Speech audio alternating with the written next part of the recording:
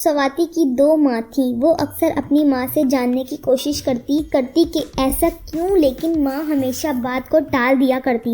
माँ, अब तो मेरी शादी हो गई है, मेरी शादी को 5 साल हो गए, अब तो बता दे कि मेरी 2 माँ और एक पता कैसे है। बेटा, तुम्हारे पिता पहले से शादीशुदा थे। हम एक ही ऑफिस में काम करते थे। उन्होंने मुझे कभी नहीं बताया कि इनकी शादी हो चुकी है, पर पता नहीं तब पता चला जब तुम हो गई थी। तो पापा ने आपको धोखा दिया? हाँ, धोखा तो दिया है। ये तो एहसान है इनकी पहली पत्नी का, जिन्होंने तुम्हारा मुंह देखकर तुम्हारे पिता को मेरे लिए धक्का दिया। लेकिन उनके भी तो बच्चे थे ना माँ। हाँ, लेकिन वो औरत तेरी माँ की तरह कमजोर नहीं थी। वो पढ़ी लिखी थी, आत्म सम्मान वाली महिला थी, जिन्होंने तेरे पिता के बिना ही अपने बच्चों को आज वो बनाया जो तेरे पिता कभी सपने में नहीं सोच पाते। स्वाति माँ को गले लगाकर वहाँ से ससुराल चली जाती है, लेकिन पता के धोखे को मन में बसा लेती है और फिर उसे अपने पति में भी पता का चेहरा दिखता है। सुनो, तुम्हारे ऑफिस में कौन कौन सी लड़की काम करती हैं और इनके नंबर किस नाम से सेव हैं, ये सब कुछ बता देना।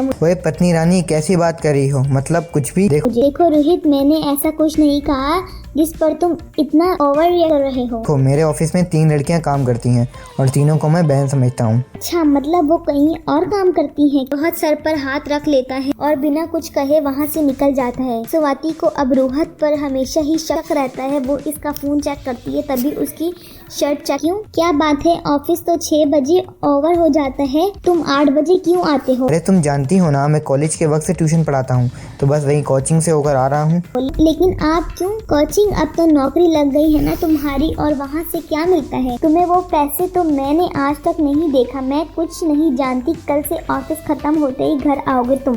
करती है। रोहित घर अभी आ जाता है, लेकिन इसका मन नहीं लगता। वो शांत होकर इधर उधर घूम रहा होता है। माँ आ जाती है। क्या बात है बेटा, आज दफ्तर से जल्दी आ गया और शांत भी है। अरे माँ, मैंने शादी करके ठीक नहीं किया।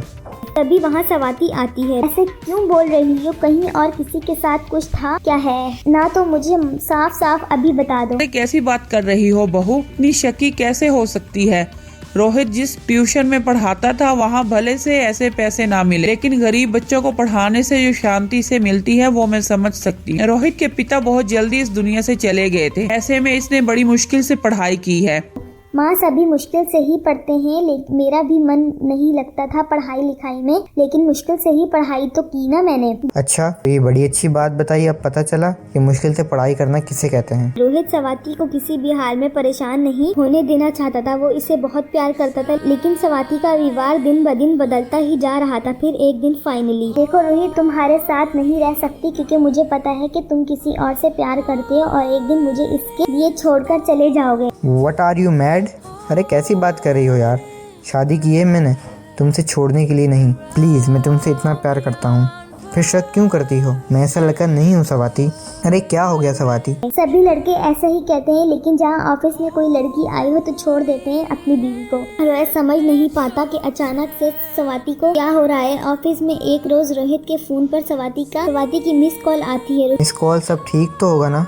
अच्छा, ऑफिस में हूँ तो ऑफिस के लैंडलाइन से कॉल करते ना।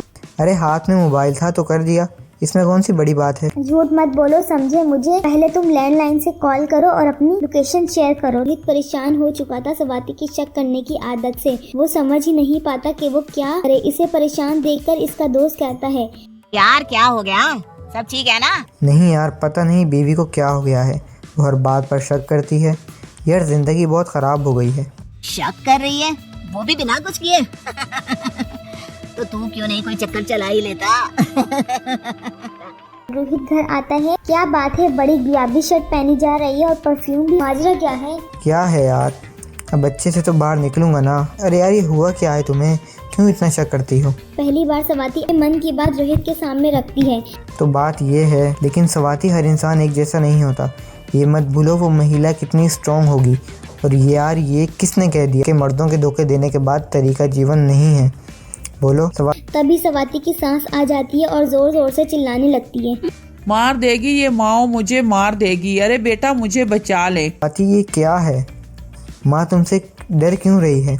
और क्या किया है तुमने मेरी माँ के साथ? बोलो माँ, क्या हुआ? कैसी बात कर रहे हो? मैंने क्या कर दिया? मैंने तो कुछ किया ही नहीं है। ये बहू के हाथ में चाकू है, देखो ये मुझे काट डाले। झूठ माँ जी, ये चाकू आपको नहीं बैंगन को काटने के लिए हाथ में रखा है। आज तो डिनर में बैंगन भुर्ता बना रही हूँ। बोल रही है बेटा, ये झूठ बोल रही। तू मुझे अपने भाई के घर भेज दे, मैं इसके साथ नहीं रह सकती।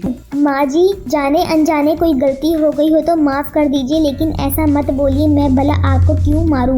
अब आप तो मेरी माँ समान है। वो मेरी सहेली है ना कमला, इसकी बहू इस पर बहुत जुल्म करती है, तो इसने इसका हाथ ही काट दिया। अरे बेटा, ये भी मेरा हाथ काट देगी, मुझे बचा ले।